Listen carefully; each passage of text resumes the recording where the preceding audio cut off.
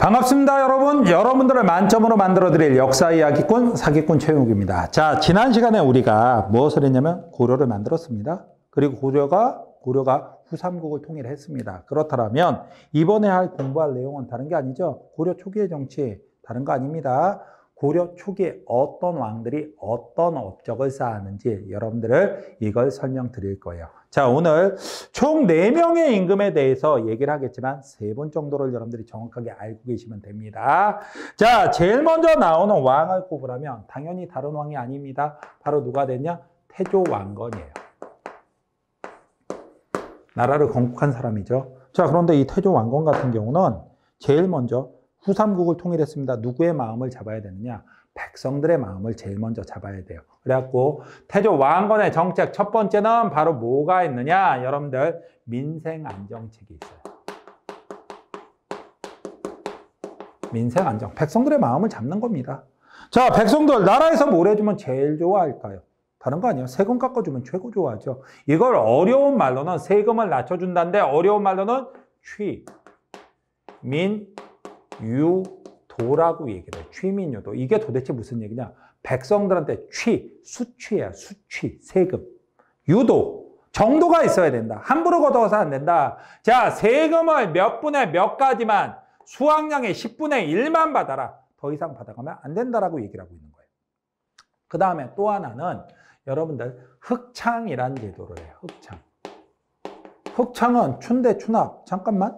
춘대춘합은 원래 고구려에서 2세기 고국천왕 때 진대법이라는 거. 봄에 곡식을 빌려주고 가을에 약간의 이자를 받아서 이자를 붙여서 돌려받는 방법. 빈민구제책으로 하는 겁니다. 이거란 게 흑창이에요.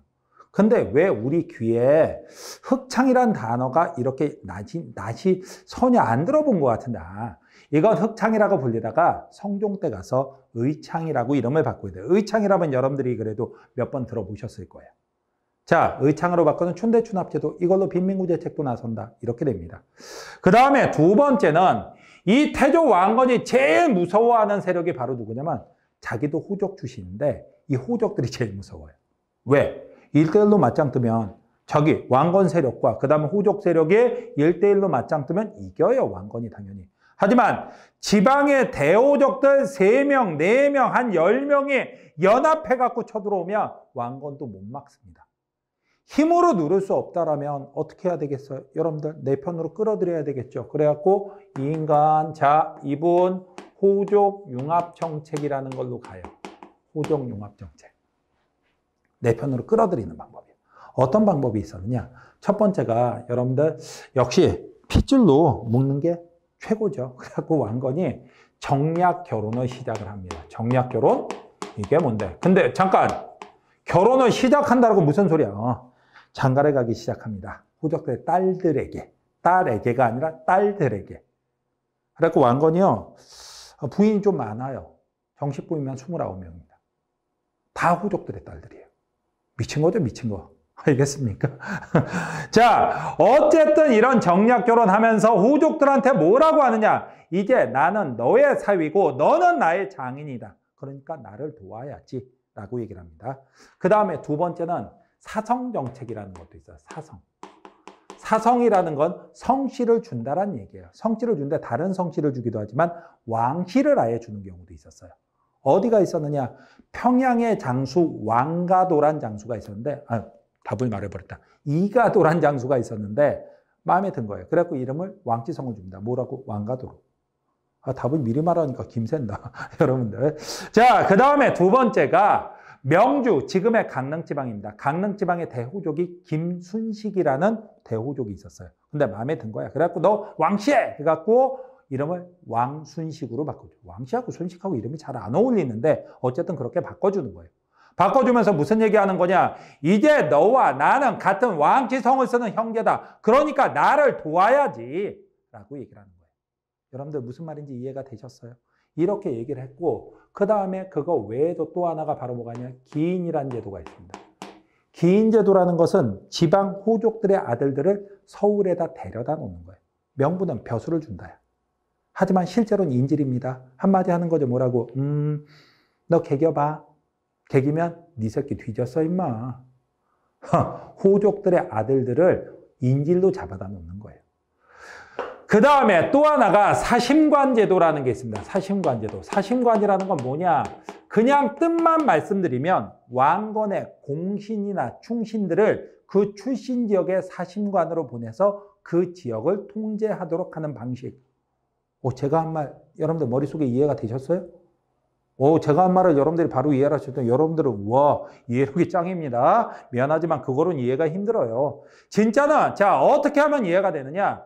이 사심관으로 갔던 가장 유명한 인물 중에 한 사람이 여러분들 김부라는 인물이에요. 김부. 김부는 원래 왕건의 부하가 되기 전까지 정말 대단한 자리에 있던 인물입니다. 어떤 자리에 있었느냐? 다른 게 아니라 김부가 바로 경순왕이에요. 경순왕, 잠깐만. 신라의 마지막 임금 맞아요. 자, 신라의 마지막 임금을 경주에, 그 출신 지역, 원래 경주니까 경주의 사심관으로 보냅니다. 왜 그런 짓을 했느냐? 당시에 신라는 항복했지만 경주에 사는 예신라의 귀족들은 불만이 가득 차 있어요. 왜? 왕건, 그 촌놈 누구야? 개성? 그 촌동네 어딘데?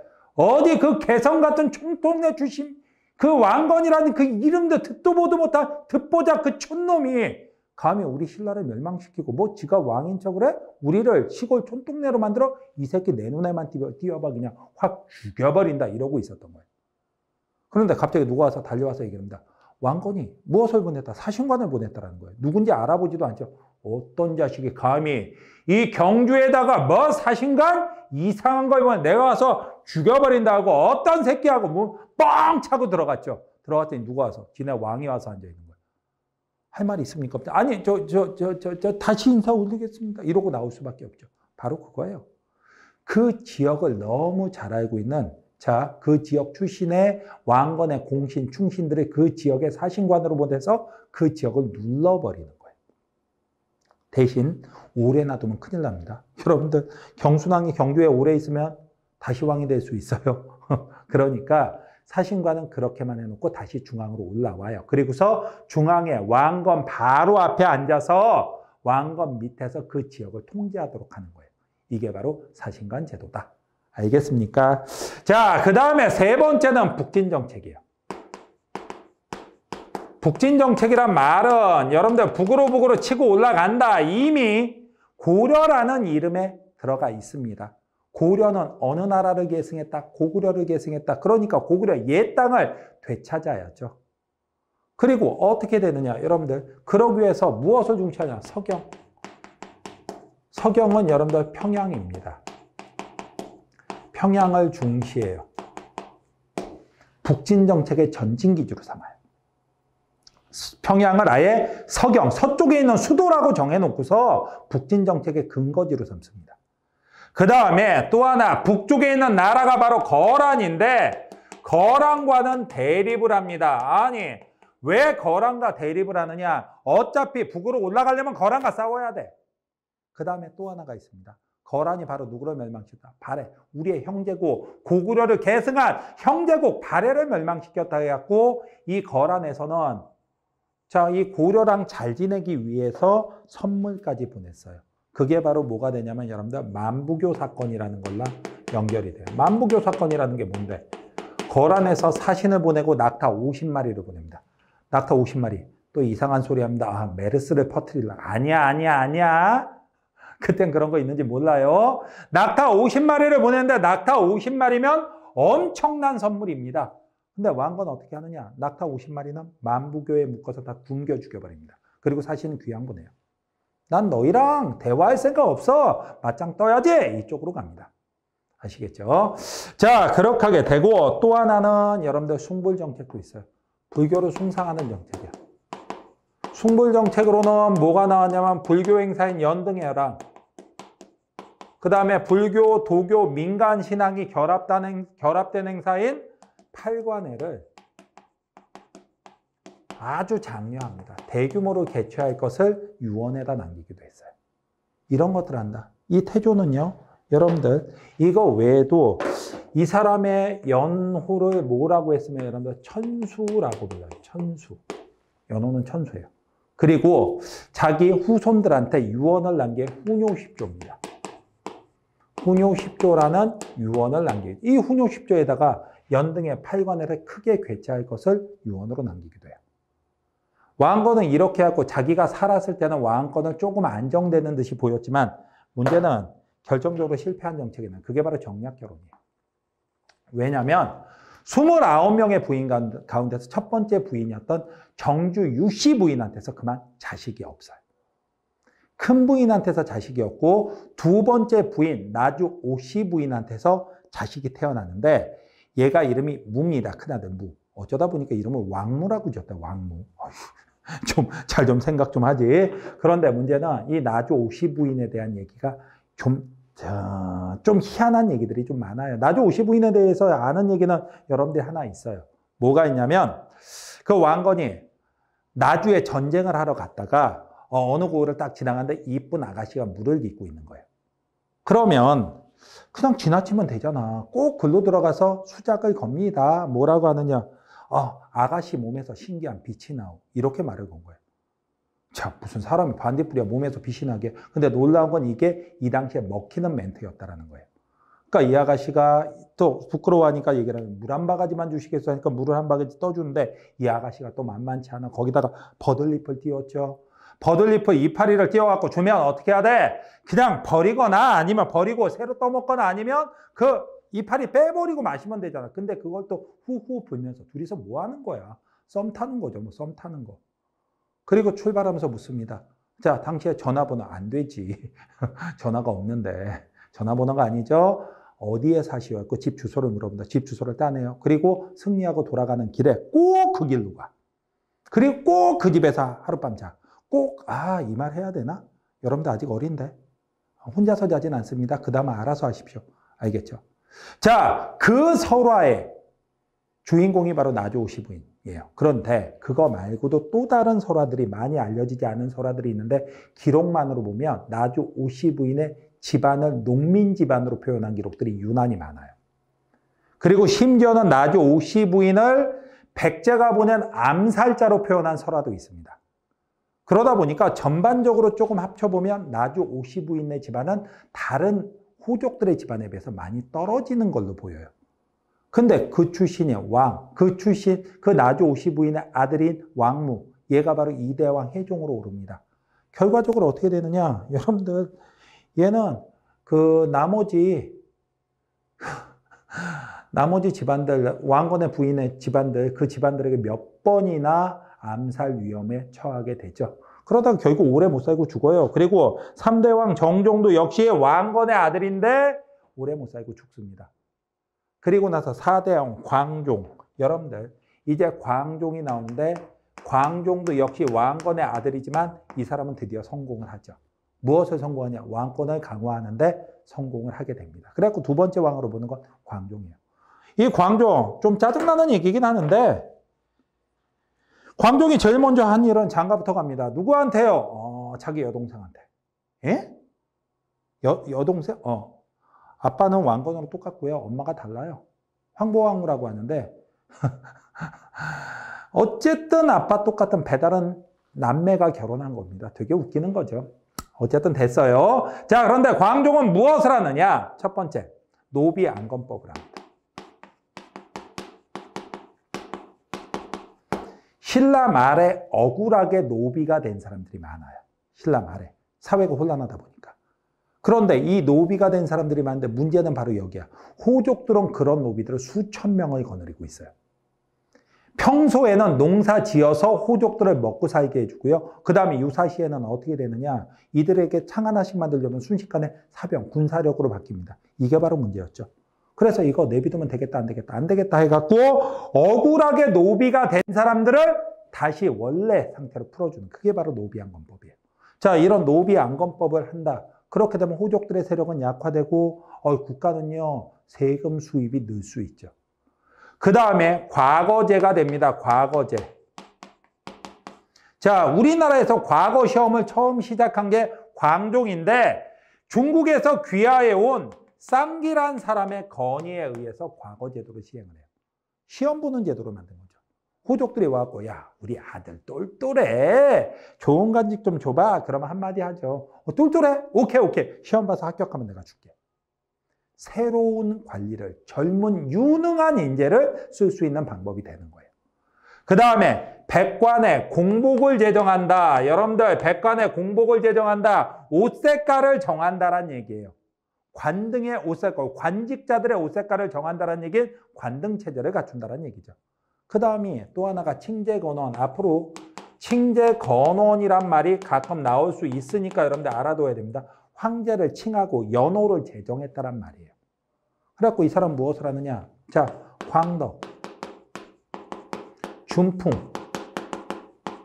연호가 광덕, 준풍. 황제가 됐으니까 연호를 정하는 거예요. 광덕, 준풍이란 연호를 쓴다가 되는 거죠.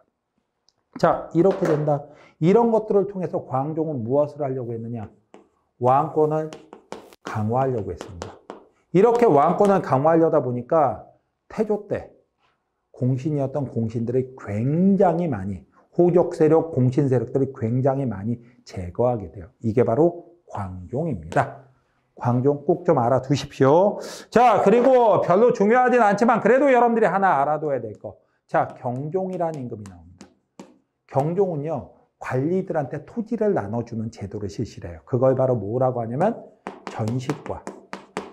전식과는 간단하게만 여러분들 말씀드리면 관등을 18등급, 18등급으로 나눠놓고서 거기에 따라서 전지, 밭전자니까 농토, 희지, 땔감을 얻을 수 있는 땅을 나눠준다가 되는 거예요. 이런 전식과를 실시한 사람은 바로 경종이 됩니다. 그리고 나서 자, 이번엔 누가 나오느냐? 성종이 나오는데 이 성종의 성자는 이룰성자. 여러분들 이룰성자가 들어가는 왕들은요, 그 나라 문물제도를 완성한 임금이에요. 그 나라 문물제도를 완성한 임금입니다. 이 나라의 문물제도를 완성했다. 도대체 뭘 했는데? 첫 번째 중앙제도에서 이성, 육부, 이성육부. 당나라의 삼성육부 제도를 수용해갖고 이성육부라는 걸 만들게 됩니다. 이성육부를 만들었고요. 그 다음에 또 하나는 여러분들 뭐가 있었냐? 이성육부 외에도 국자감이라고 해갖고 국립대학을 정비한다라고 그러는데 뭐 감작국이라고 아예 여러분들 써드릴게요. 감작국. 거꾸로 읽어보세요. 국자감이죠. 고려 국립대학은 감작국입니다. 알겠죠? 그리고 지방의 유학교육을 위해서 무엇을 했냐? 경학박사와 그 다음에 의학박사를 지방에다 파견하기도 해요.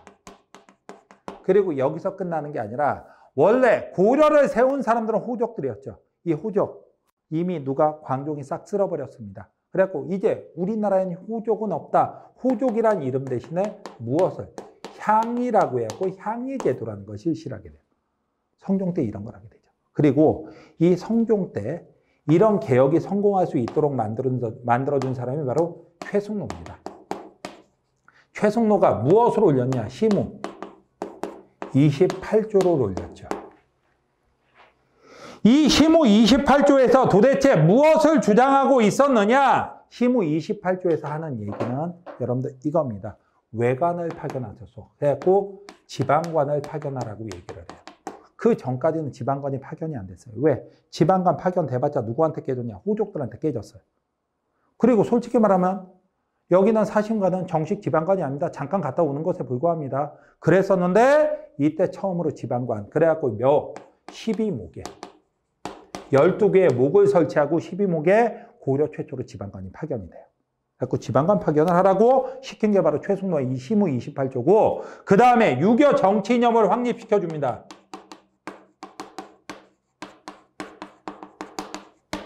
유교 정치 이념을 확립했다란 말은 뭐냐? 최승로가 한 말인데 이런 얘기를 해요. 자, 유교는 치국의 본이다. 나라를 다스리는 근본이다. 앞으로 정치는 무엇으로 해라? 유교로서 해라.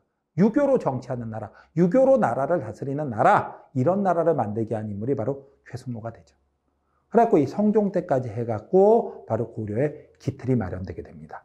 아시겠어요, 여러분들? 이 부분은요, 시험 문제 언제나 좀 많이 출제가 됩니다. 고려 왕들의 업적에 대해서는. 그래서 각각 어떤 업적, 태조, 광종, 성종이 무슨 업적을 쌓았는지를 여러분들이 정확하게 알고 계셔야 돼요. 자, 그렇다면 어떤 문제가 출제가 될 수 있는지 한번 보도록 하죠. 자, 보겠습니다. 1번. 다음 정책을 시행한 국왕의 정책으로 옳은 것은? 자, 보겠습니다. 과거 제도를 시행하여 신진 인사를 등용하였다. 백간의 공복을 제정하여 관리들의 위계 질서를 확립하였다. 이렇게 되어 있습니다, 여러분들. 과거제도, 자, 과거제도를 시행했다. 그 다음에 백간의 공복을 제정했다. 그렇다면 이건 보나마나 누구? 고려 광종에 대한 얘기입니다. 광종이라면 노비안건법 시행했다. 맞습니다. 사신관제도라면 여러분들 누가 한 거? 태조 왕건이 한 거죠. 전시과 제도를 시행하였다. 전시과 제도 처음 시행한 사람은 경종입니다. 지방 주요 지역에 12목을 설치했다. 12목을 설치해서 지방관을 처음으로 파견한 것은 성종 때가 돼야 되죠. 그 다음에 국자감을 정비하고 경학박사를 파견한 것도 역시 어느 왕이 됩니까? 성종이 돼야 되겠죠. 그래서 정답이 되는 건 몇 번? 1번이 정답입니다. 1번 정답 찾으셨죠? 자, 그 다음 문제가 됩니다. 다음 건의를 받아들인 국왕의 정책으로 옳은 것은 해갖고 나왔습니다. 제7조 임금이 백성을 다스리는데 집집마다 가거나 날마다 볼 수는 없습니다. 자, 때문에 각 지방에 수령을 파견하고 백성들의 이해를 살피게 해야 됩니다. 각 지방에 수령을, 지방관을 파견하라고 얘기를 하고 있습니다. 제20조 불교를 믿는 것은 자신을 다스리는 근본이며 유교를 행하는 것은 나라를 다스리는 근원입니다. 유교 정치 이념 확립. 자, 그렇다면 이건 성종 때가 되는 것이고 누가 올린? 최승로가 올린 희무 28조의 내용이에요. 그렇다면 성종을 찾으라는 얘기죠. 광덕, 준풍 등의 연호를 사용했다. 광덕과 준풍을 쓴 사람은 여러분들 누구? 고려 광종. 연등회와 팔간의 개최를 장려했다. 이거는 누구? 태조 왕건. 노비안건법을 시행하여 호족 세력을 약화시켰다. 이건 누구? 광종에 대한 얘기. 평양을 서경으로 삼아 북진정책의 전진기지로 삼았다. 누구? 이거는 태조 왕건. 그 다음에 이성육부를 중심으로 하는 중앙정치 조직을 이성육부 마련하였다. 성종 맞죠? 그래서 답은 5번입니다. 태조, 광종, 성종을 지금 나온 문장들 하나하나 보면서 다 여러분들이 구분하실 수 있어야 돼요. 아시겠죠? 자, 여러분들 이번 강의 고생하셨고 다음 강좌에서 뵙도록 하죠.